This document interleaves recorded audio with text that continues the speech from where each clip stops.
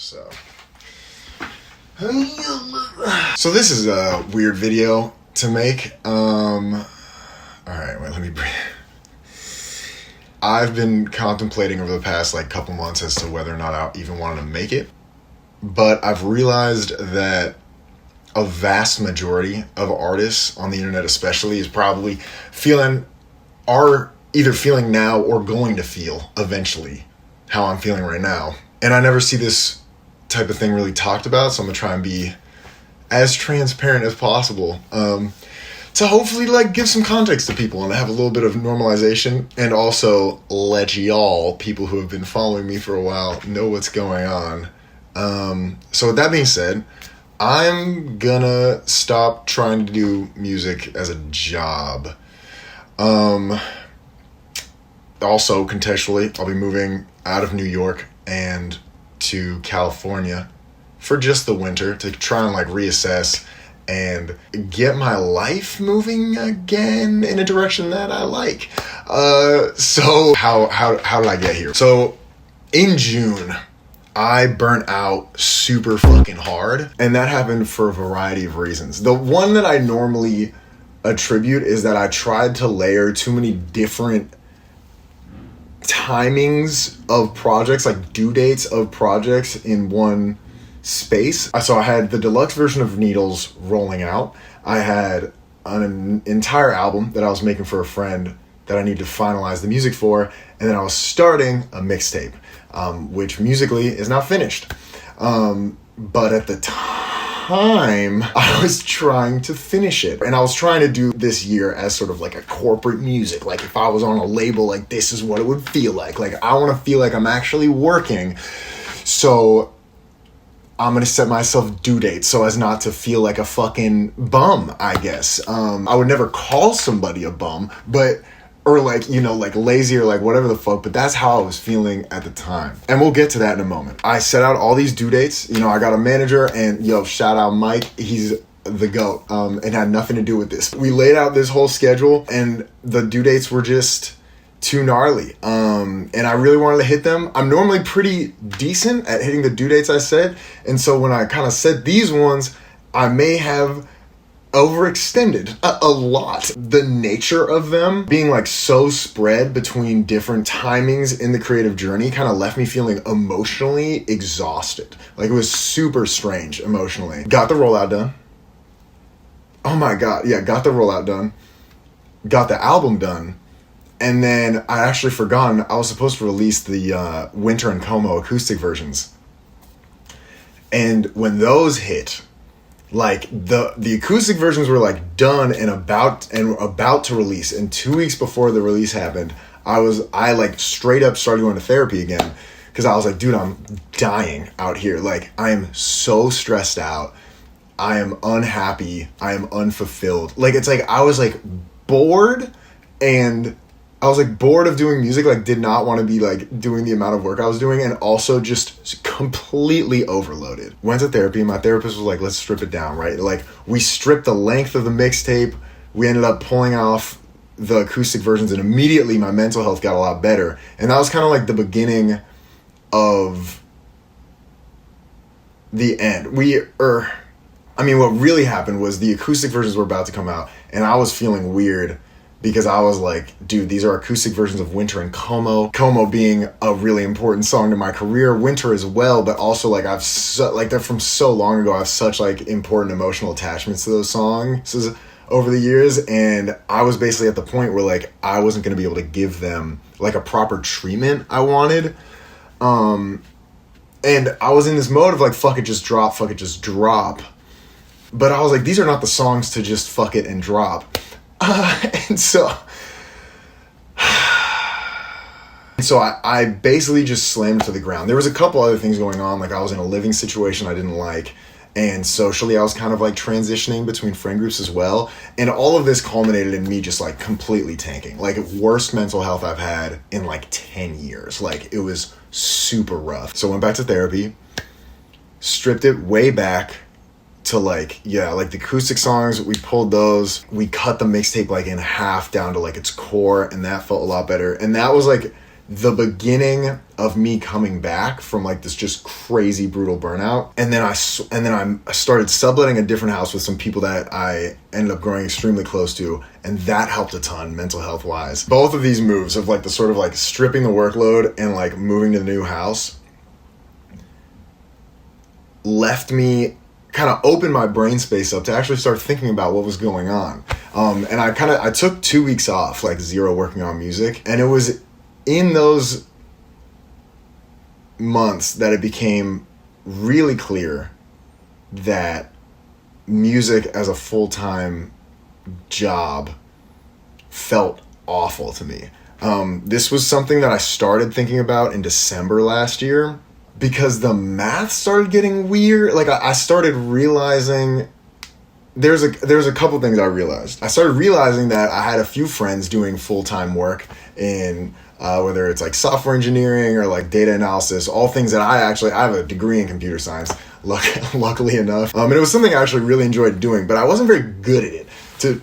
Importantly, but I started noticing that a lot of my friends that I had in full-time work were working like remotely, really low hours and making like full-time salaries, right? And having benefits, because important note, I'm in America, so like health insurance isn't a guarantee. And I started just like doing math on like what it would take to live comfortably as like a musician, like just like independent of everything, even just like as like a single man, no dependents, right? But specifically, I think the worst part isn't so the economy of making the reality of the economics of trying to make music your full-time job is kind of strange. There was like a period where like the Spotify algorithms were like grabbing my shit and just cranking it to the moon. And by the moon, I mean just like it was like doubling every month. And so what that did was it kind of like broke my brain in a sense where it's like back when I had like a regular job, I was working with kids. You know, I was living off that, and then the music started, boom, suddenly I made like $500 in a month. I was like, holy fucking shit. At the time, that was like basically my rent. And I was like, whoa, like that's like a huge chunk of my living expenses. Like this might actually work. Like when you first like hit a bill amount like with like music money, you're like, this might actually work. And then like when you double from 500, it's like, dude, suddenly I'm making a rack. Like that's kind of crazy. When I moved to New York, I was making somewhere around 1,300 USD off of like just streaming. I got like a cafe job, like whatever. I was like, let's try and do this like proper, right? Through like a certain series of events, like algorithmically and stuff like that, like my stream started ticking up. I got early access to like spot discovery mode. I think it ticked up to like almost like 2K. And I had a conversation with my dad, and this was kind of like where I feel like I made my first mistake, because there's kind of almost like an ego thing of just having like being able to say like I do music full time is like nice. Being able to just do that all the time kind of felt like, oh, then I'll finally have the time I need to like really take this to a new level. And that is not the case. Time is not what's going to take you to the next level. And we're going to talk about that in a second. Talked to my dad. I was like, yo, I'm going to try and do this music thing full time. It's super volatile. There may come a point in which where it falls through. Like, would you be down to back me up if that happens?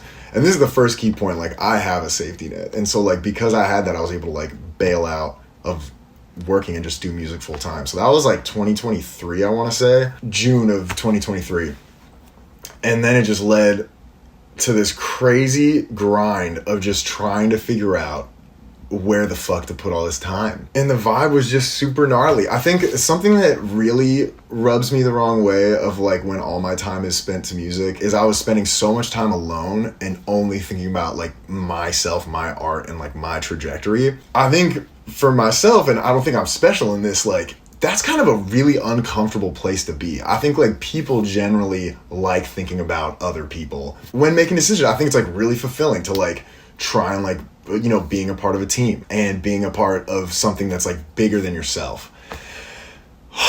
So the first caveat to this is there are ways of making that happen as a musician. So one thing I want to say is like doing music full time doesn't have to be lonely, even as a solo artist. You can delegate producers or co-writers or directors for music videos or editors and stuff like that. I wasn't doing any of that because for a variety of reasons. One, ego. Two, the scene I grew up in is very like do it yourself, maybe to a toxic extent. Not maybe, definitely to a toxic extent. I can't say extent for some reason right now. Something I discovered over like 2023, 2024, 2025 is adding people to the team helped a ton for like the mental health, because it has other people invested and all that. Something that I really struggled with is that because I like being like pretty nitpicky and like having like a decent amount of say over like the work that happens, I wanted to pay people because I felt weird about like giving notes to people I wasn't paying. When you're early in your art career, it's pretty common, especially when both of you are early in your art career, to just do pro bono stuff, because neither of you have any like, I guess like big experience to like pay for it. But it felt weird because I was getting paid to do sessions and making money for music, so then not paying people to do this stuff for me felt super fucking weird. And so that brings me back to what I was talking about earlier, where to do this well, it's not more time you need, it's more people. I feel like you always hear this when you're coming up in music. It's like, this is how you level up, or like, I'm gonna help you level up. Like there's YouTube shit of like, this is how you like level up your sound, or like, this is how you level up your marketing. Dude, the way you level up is you make friends and you make things with those friends. All that time that like you spend like researching what's the best mic, or like how do I sing, or like how do I write better, how do I make my kicks hit harder, or whatever. Somebody else is doing that for like color grading or for editing or like camera work, or even like within music. Like, so if you're really focused on like writing and like lyrics and stuff like that, somebody else is spending 5 hours trying to EQ a kick drum. Both of you guys are so much better at your own respective stuff. So I heard it put by Thomas Frank. Shout out Thomas Frank from the College Info Geek channel years ago. He said, you got to find your art. Like, what is your art? And so with delegating comes not only an exponential increase in quality, theoretically, if you're able to communicate creatively. That's the huge caveat in delegating, is like learning how to communicate your creative needs. If you're able to communicate effectively, there's a crazy uptick in quality, and also a giant cutting of time that you need. So I loved editing. I still really enjoy editing my own videos. This will be edited by me. The swath of time that you get back when you start delegating is greater than the sum of its parts. So like, not only are you getting back like the actual time that like you'd be mastering. Mastering is like one of like the best delegations I've had, because not only are you getting your time back that you would be mastering, you also relieve yourself from thinking about it. You lose so much decision paralysis when somebody else is making all the decisions. It's like astronomical differences, because there's so much overthinking that happens. If somebody gives you just like 3 passes that you're allowed to do, then like that's all you get, and then the thing gets done.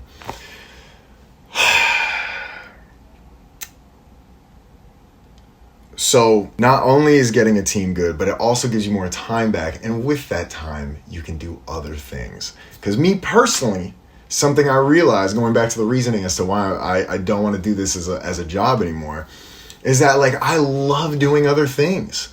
Like music is super lit, but like if I'm going back in time and like looking through my whole life, like I like doing other things. There's like a lot of things in my life that I enjoy. Specifically, like I really like learning new things and like implementing those, and then especially when they impact other people besides myself. I've been a teacher a lot of my life before this. I really like coding and like more technical things, even though I'm like not super good at those. So what I started doing back in December, this was before I made like the full-on call of like, I'm done, like I don't want to do this anymore. Back in December, I started doing like a data analysis course, which is super interesting because in music and otherwise, I've always been super interested in like data trends, and like, you know, I'm in Spotify for artists. I'm like, wait, what are super listeners? Like, how do those work? This is something I've always been interested in. I did a specialization in it in college, and it's been like 5 years or 6 years since I graduated college. And so like getting back into that has been so sick, dude. So now we're in the phase of what happened after I quit. So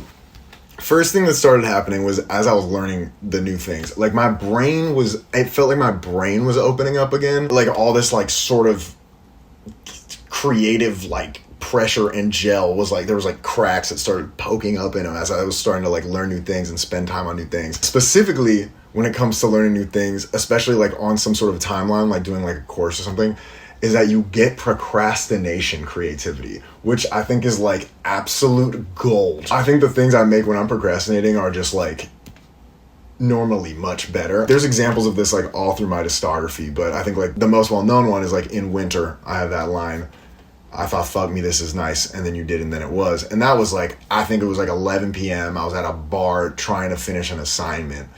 And I was just like, that's kind of funny. Things like that came straight from procrastination. And it's been lovely to have that back. And then when I finally took those 2 weeks off, and I'm realizing this video is just way too fucking long. But when I finally took those 2 weeks off and made the decision to like, maybe I don't want to do this full time. Like maybe I really want to lock into just like getting a normal job and trying to like just keep doing music, because that's what I do. I've been doing this for like 20 years. I'm gonna probably keep doing it. As I started prioritizing like the people, the relationships in my life, and the community around me, like it was just like the weight lifted off of my shoulders, dude. Basically like since like July, I have just been like categorically happier and like less stressed out. And which has been crazy because the money, I'm also in just like a terrible economic situation because I had to basically earlier this year, like the algorithms kind of like dropped me a little bit. Not that much, but just to the point where I'm not making enough to live off of. So I called my dad up, right? I'm like, yo, if remember how I told you like 2 years ago, like this might happen? It fucking did. And so this has kind of left me in this really strange mindset. Now we're at the where are we now segment where I'm kind of like 29 years old, leaning on my parents, about to move back. My mom's also moving back to California, so I'm gonna be living in my childhood home with my mom. After like trying to do music full time, really it's kind of just left me with this like crazy feeling of failure. Like I'm so lit to go back to Monterey and like to be able to have that place to go to and just like work on my data analysis, like build a portfolio, like reconnect with old friends, go surfing, like be in nature. Like that's such an asset, but I cannot help but feel like the optics of it are also kind of crazy, where it's just like, yeah, like failed musician like moves back in with mom, you know what I'm saying? And like that sounds rough, you know what I mean? Like obviously when I'm like sitting, like I'm so lit to do that, but like at the same time I'm just like, holy fuck, like damn, that's kind of rough sounding. And I think that's like really the kind of gets to like a huge core of this problem is like everything in this experience of trying to do music full time has had such a violent duality. So from like, oh, doing music full time, it's like, wow, it's like I'm just like doing art, I'm creating, like what a beautiful thing to look back on, like all these like things I've made. And then at the same time, it's like I'm selling my literal soul. Like I am marketing these things that come from like so deep within me, and you better fucking produce. And that type of dichotomy comes up like all the time everywhere in like the creative arts. And so strangely, I was kind of like, damn, if I'm going to sell part of my soul, I'd rather it not be like the creative one. I'd rather it be like, you know, like the one that kind of likes coding a little bit, but like it's not like the thing that like is so close to my heart. I would rather do the things that are so close to my heart genuinely without fear of economic payoff. So that's where I'm at. And interestingly, over the past few months since I've kind of made that decision, I have made an insane amount of music, and I think it all feels really close to my heart as well. Like I definitely like it more than I think a lot of the things I've made in like maybe years. So now I'm kind of in a weird place where I'm sitting on like 2 mixtapes and I don't really know what to do with it. I don't really know how to do this sort of music thing. I don't know like what that looks like in a way, like sharing art in a way that like feels good in my brain. I'm just constantly swinging back and forth between the like perfect rollout and the just drop thing. Even though I've actively been like, I'm not trying to like blow up, I'm not trying to do this as a job, my brain is constantly going like, how do we maximize this? Like how do we do this in the way that's gonna like reach the most people or whatever? And so it's just strange. However, a decision I have made is I'm just gonna try and document the next few weeks and this like super transitional point of my life. and share that as well, because, you know, on the vibe of trying to do things for other people, I think this is going to be super helpful for me to look back on, but also I think I would have loved to see something like this like 5 years ago, to just kind of know what it's like to be like this deep in. Like, I've been doing this like trying hard for 5 years now, and the pressure wasn't placed right, I think. So yeah, I'm excited to see how this goes. I've got no schedule. I don't know how many of these I'm going to make or how often I'm going to be putting these videos out, but just going to be trying to do a semi-consistent, like, this is where I'm at. And then maybe some songs will come along with them. So, and lastly, I just want to say thank you, like you specifically, for watching, especially if you've been around for a while. There's been like an arc, you know, and, you know, a lot of not dropping, some dropping. I'm pretty stoked on the stuff that I've made so far, and thanks for being here and watching it. If you're on the Patreon, you probably have felt the vibe of like me sort of like descending into like, you know, less productive, less output stuff, and the Patreon's still open. I'll still be putting stems on there and like giving y'all updates, but I don't really know what that'll look like. And definitely still doing the counseling stuff on there. I love doing that. So, but yeah, so thank you. If you're in the Patreon, you have directly made this like weird experiment possible. I can't thank you enough. It's been awesome. Like, you fully funded like the Needles rollout. Also, if you've bought merch, that you also have played an enormous role in this process. So also, merch wise, since I'm moving, I need to sell the rest of the inventory. We were supposed to sell in a bunch of different points this year, but I burnt out. So the store's back open. Grab whatever you want. Yeah, I never thought we'd get this far, to be honest. And maybe that's why I need to be doing other things. Even as a kid, I was like, there's no way that like doing music full time is possible. But what a wonderful run it's been. Like, so crazy. So crazy. I'm talking like I'm about to die, but I'm about to start posting like the most I have in a while. So anyway, I'll see y'all in a second. With that being said, I'll see you soon, and thank you for everything. I had to say the line. That because I've been working for a year, but the pressure wasn't placed right. Get those numbers out my face, I'm feeling like a waster.